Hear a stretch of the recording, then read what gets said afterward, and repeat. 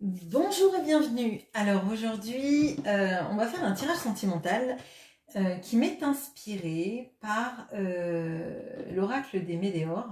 En fait, tout à l'heure, j'ai fait une guidance et sont tombés du paquet à la fin, quand j'ai rangé mes cartes, le blocage karmique et la famille. Donc là, on va aller regarder dans votre situation amoureuse, en tout cas si ce tirage vous parle, il y a un blocage qui vient de la famille. Alors c'est une famille élargie, on peut dire que ça peut venir aussi d'un environnement, d'amis, mais enfin moi je le sens vraiment plus comme un blocage familial, en tout cas une famille de cœur. Bon, on va aller regarder quel est ce blocage, pourquoi il est là, qu'est-ce qu'il induit. On va regarder avec le Lenormand. Je vais aller chercher l'arbre, les racines, pour parler de la famille, parce que je ne vais pas prendre comme significateur les enfants, si c'est quelqu'un qui est bloqué par exemple par des parents ou par des frères et sœurs. Allez, on va regarder l'arbre.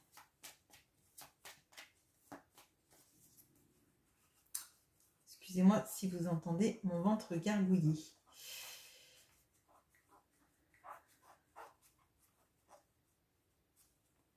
Ok. Alors, l'arbre est tombé entre les oiseaux de nuit, les chouettes, et le fouet.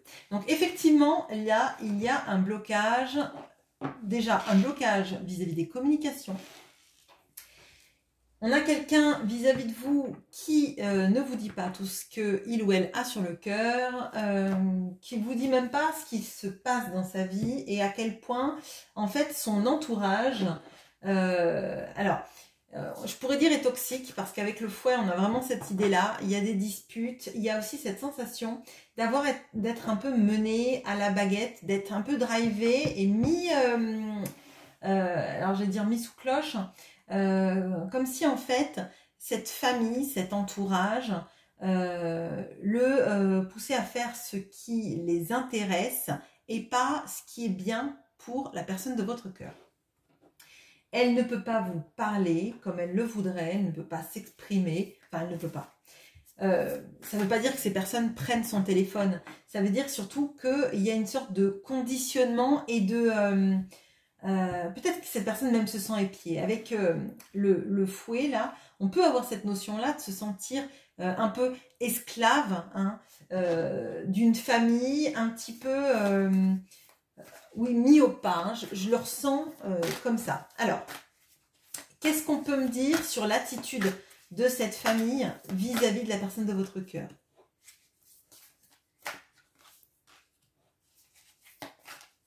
Okay. Alors, bon, on a le 5 de coupe.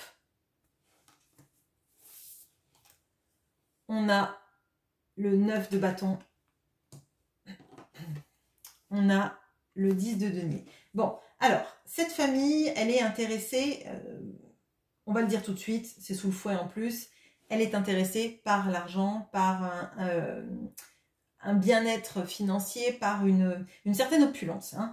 Ça ne veut pas dire que votre autre est riche, mais il y a de la notion de vivre dans un grand confort de vie et de ne surtout... Alors là, je le ressens, c'est surtout on amasse, on laisse rien passer. Même des personnes qui seraient vraiment... vous voyez, dans la peur de manquer, alors que c'est des personnes qui vivent très bien. Et qui ont un certain problème avec, alors je dirais, avec le don. Ça ne veut pas dire que ce n'est pas des personnes qui font du bénévolat, etc. Mais alors, à mon sens, dans ce que je ressens, si ce sont des personnes qui font du bénévolat, il y a une notion de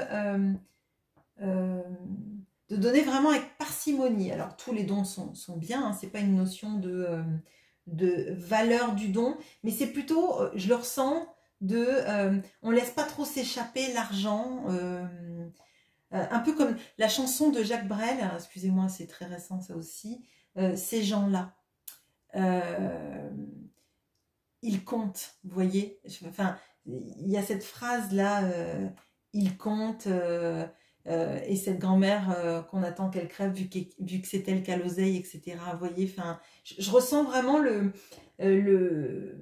besoin de l'argent, alors que votre autre soit pourvoyeur ou qu'il soit dans ça, mais il compte, vraiment, c'est ça. Alors, là, votre autre, il a des regrets. Il a des regrets de ne pas arriver à vous parler, d'avoir l'impression que le temps entre vous et que la situation se dégrade parce qu'il n'arrive pas à s'exprimer, parce qu'il n'arrive pas à prendre son envol aussi, je le ressens comme ça. D'accord, il en est clairement empêché, en tout cas peut-être que lui-même s'empêche parce que je pense pas que c'est quelqu'un qui est enfermé dans une prison, c'est quelqu'un qui est enfermé dans une prison mentale, certes, mais il est peut-être prisonnier, cette personne est peut-être prisonnière volontaire aussi parce qu'elle y gagne quelque chose. On va pas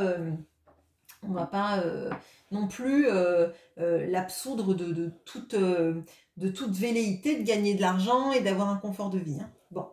Là, moi, ce que je ressens, c'est que votre autre, il est toujours sur le qui-vive. Il y a quelque chose là de...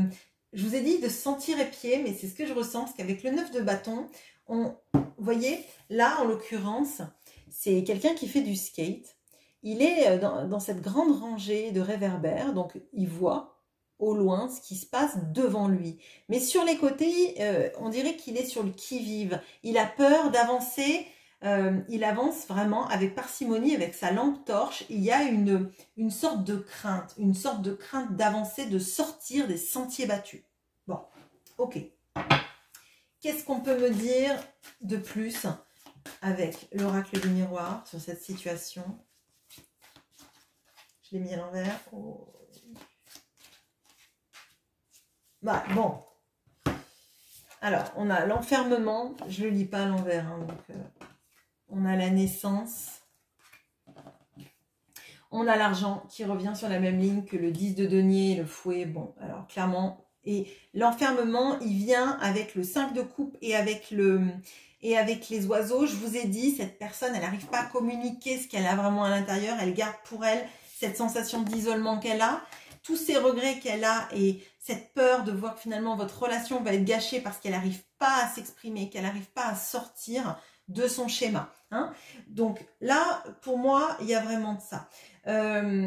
J'ai la carte de la naissance avec le 9 de bâton et la famille. Et je pense pas que ce soit une notion d'enfant qui va naître, de femme enceinte. Je le ressens pas comme ça. Mais j'ai l'impression que c'est quelqu'un qui, à la naissance de ses enfants, s'est senti investi d'une mission de perpétuer tout un cycle familial. Si votre autre n'a pas eu d'enfant avec sa conjointe, il y a une notion là de prendre soin alors, c'est comme s'il y avait eu une notion, et c'est quelque chose que j'avais tout à l'heure dans la tête, comme une sorte de promesse qu'on a faite de prendre soin de la personne. Bon, ça c'est très particulier par contre. Bon, il y a cette notion-là ou de ne pas avoir pu avoir d'enfant et de devoir protéger la personne qui n'a pas. Peut-être que votre autre, il a eu une conjointe qui a fait fausse couche sur fausse couche, etc. Peut-être qu'il y a de ça et que il y a quelque chose qui s'est joué là-dedans. Hein. Bon, je sais pas, mais c'est très étonnant parce qu'il se sent enfermé. Il voit bien que cette relation, elle est épanouissante entre vous et qu'il en est... il en est responsable d'une certaine manière parce qu'il n'arrive pas à vous dire tout ça, en fait. Il n'arrive même pas à vous expliciter exactement tout ce qui se passe, tous les tenants et aboutissants. Bon, alors, hop, on va bouger ça. Maintenant, on va regarder vous. Alors vous, je vais vous prendre en significateur avec la jeune femme à la rose, hein, donc celle-ci. Même si vous êtes un homme, pour voir ce qui se passe dans sa tête, dans son cœur vis-à-vis de vous. On voit que cette personne, elle est... dans les grands regrets et j'ai l'impression que c'est comme si elle laissait passer votre histoire d'amour pour le confort de sa famille, mais de toute façon, la famille a une telle influence pour être retombée là et retomber ici. Enfin, il y a vraiment, vraiment de ça. Bon, allez, on va vous chercher pour voir vous, dans son monde, dans sa vie, dans son cœur, ce qui se passe.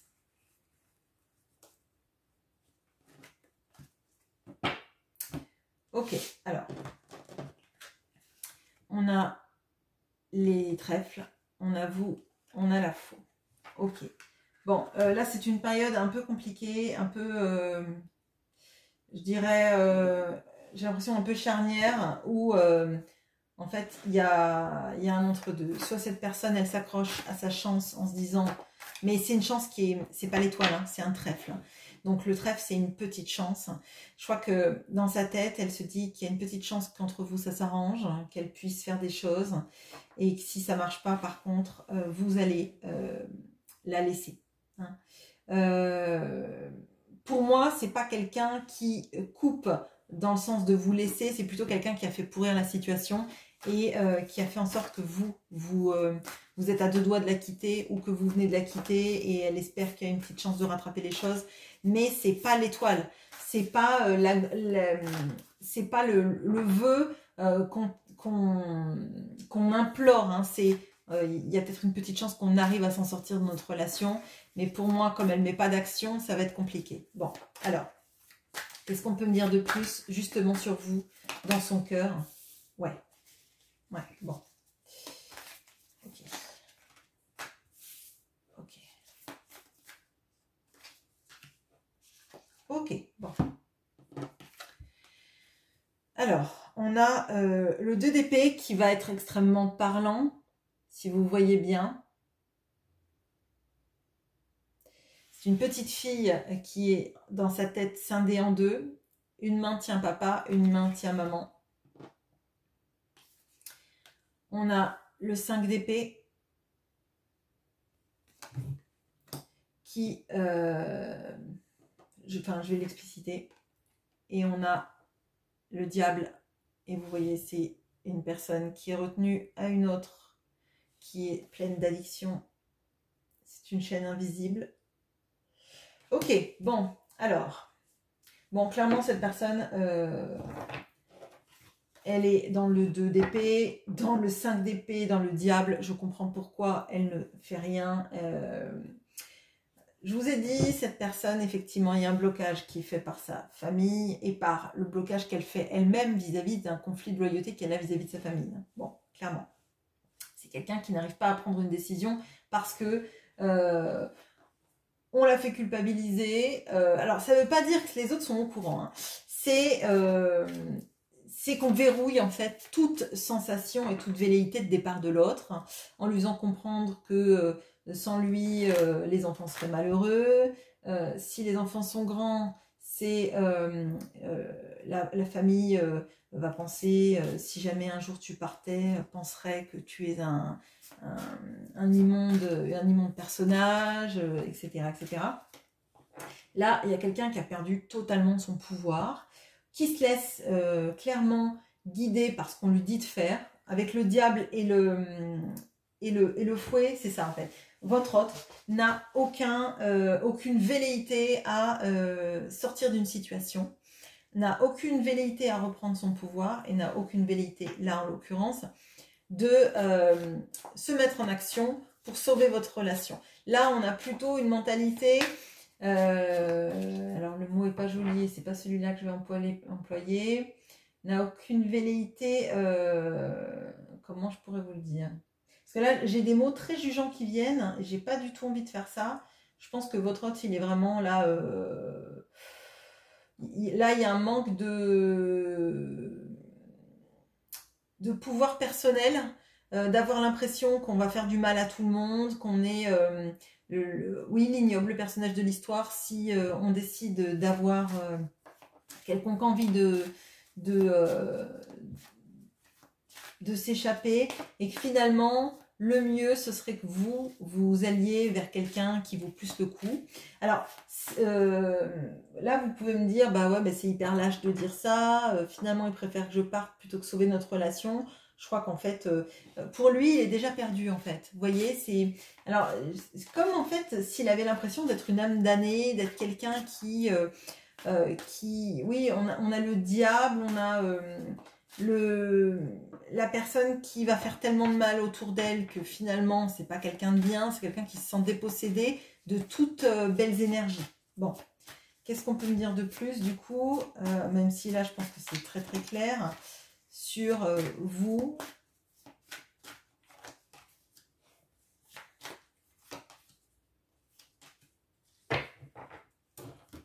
Ouais. Alors, on a le bouclier. On a le carrefour qui nous montre bien qu'il y a un choix à faire, mais que cette personne, elle ne le fait pas. On a le verdict. Donc, on a quelqu'un qui a peur aussi de la justice. Quand je vous ai dit tout à l'heure, garde d'enfants, partage de biens, etc. C'est quelqu'un à qui on a mis dans la tête que de toute façon, s'il se séparait de son conjoint, il allait soit perdre la garde des enfants, soit qu'on allait le ruiner, des choses... Enfin, vraiment... ou que sa réputation serait complètement ruinée sur la place publique. On a quelqu'un qui ne fait pas de choix. Hein. Il est au carrefour de sa vie, comme avec un 2 d'épée, on a clairement ça. Mais il regarde le panneau, en fait. Il regarde le panneau et il se dit, ben oui, j'ai le choix, mais est-ce que c'est vraiment un choix? Est-ce que c'est pas un choix qui va détruire tout le monde? Est-ce que finalement, le mieux, c'est pas que moi je souffre en silence, tout seul. Vous allez vous en remettre parce que vous trouverez quelqu'un de mieux que lui ou elle. Voilà. Donc là, il y a vraiment de ça. Hein. Et moi, j'ai l'impression que là, le blocage familial, c'est pas juste un petit blocage. Ouais. D'ailleurs, là en dos, j'ai la famille et j'ai l'instabilité. Et vous voyez, c'est vraiment un coup, il se dit qu'il aimerait le faire, mais c'est un vœu pieux qui est jamais exaucé, qui est jamais fait. Bon, je vais quand même regarder. Je vais bouger encore, mais oh non, je vais le faire dessus. Alors, je vais regarder si cette personne, elle va arriver à... pardon. Elle va arriver à accepter un nouveau départ dans sa vie, à suivre son cœur. Je vais chercher les cigognes.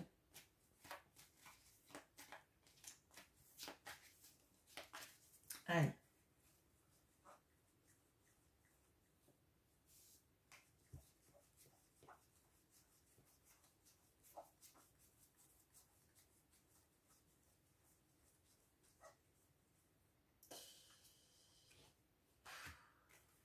Bon.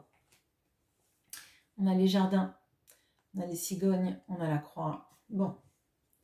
Cette personne est trop conditionnée par son environnement extérieur, par ce que les gens pensent d'elle. Alors là, même là, on va même au-delà de la famille.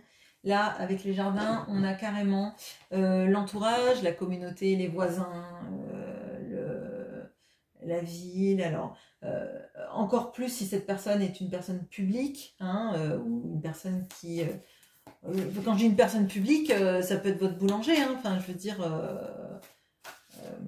c'est quelqu'un en fait qui a affaire au public ou en tout cas un entourage qui est quand même assez vaste. Hein. Donc là, cette personne, non, elle clairement là, elle renonce. En tout cas, à l'heure actuelle, quand je fais ce tirage, ce qui peut être intéressant, c'est peut-être de le faire dans 6 mois, voir si les choses ont évolué. Dites-le moi en commentaire si ça vous intéresse. Mais là, en l'occurrence, là, on a quelqu'un, effectivement, le blocage n'est pas un blocage que cette personne, elle arrive à dépasser et qu'elle veut clairement dépasser. Bon, qu'est-ce qu'on peut me dire sur ce refus de nouveau départ, du coup?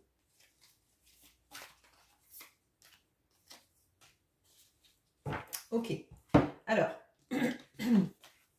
on a le soleil, le roi de coupe et la grande prêtresse. Donc, on refuse de s'accorder du bonheur. On sait que le bonheur, il est loin de là. Hein. Le bonheur, il est dans la liberté. Il est dans la liberté de pratiquer une passion, de suivre son cœur, tout simplement, et de suivre la chaleur qu'il a dans sa vie. Toutes les cartes, là, concernant sa famille sont des cartes où il fait nuit, d'accord? Donc en fait, il vit une sorte de nuit sans fin, c'est pas le jour sans fin, c'est la nuit sans fin, dans laquelle il s'est enfermé. Hein, clairement, on va pas chercher d'excuses à cette personne. Elle a sans doute des raisons, ça c'est fort probable, mais c'est pas l'essence du tirage. Cette personne, elle reste dans son schéma de vie, dans sa famille, dans tout ce que ça lui dit, d'accord. Elle refuse d'écouter ses sentiments et d'être apaisée avec ses sentiments. Donc là, on peut avoir quelqu'un qui vit très mal dans son cœur, en tout cas, parce que on refuse d'être à l'aise avec ce qu'on ressent. On préfère vivre dans des regrets, dans quelque chose qui grouille à l'intérieur, hein.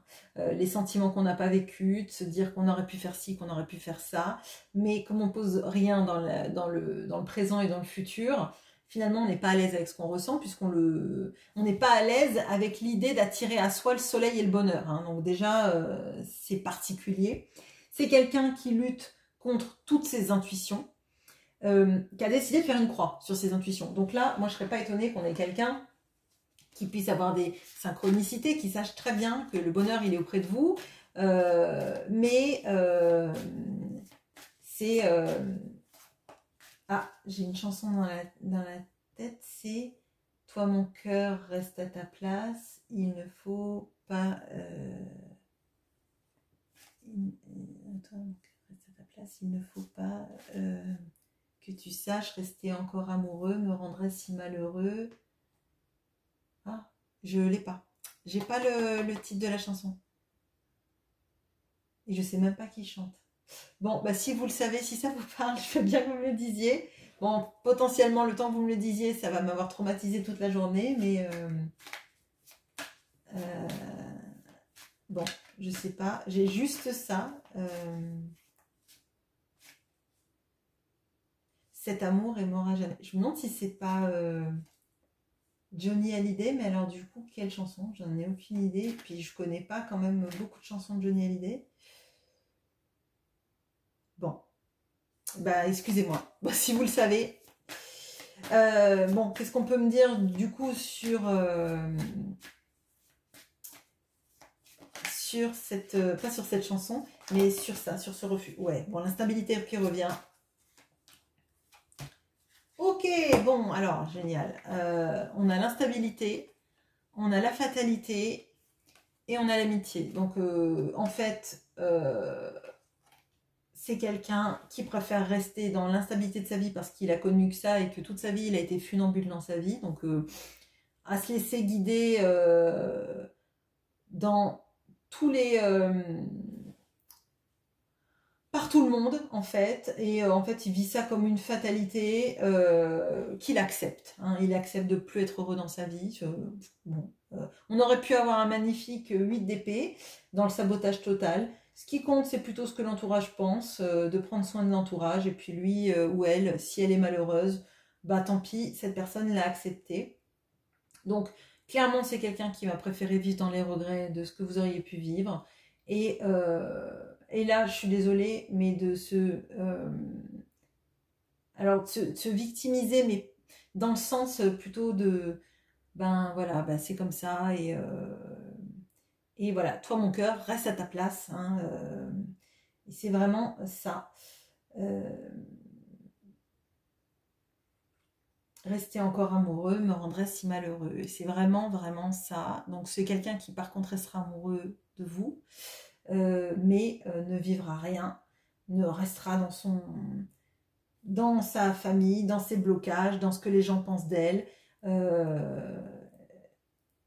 Et voilà, c'est... bon, le tirage est vraiment pas joli, j'en suis navrée. Je vous souhaite quand même malgré tout une bonne journée, et à bientôt.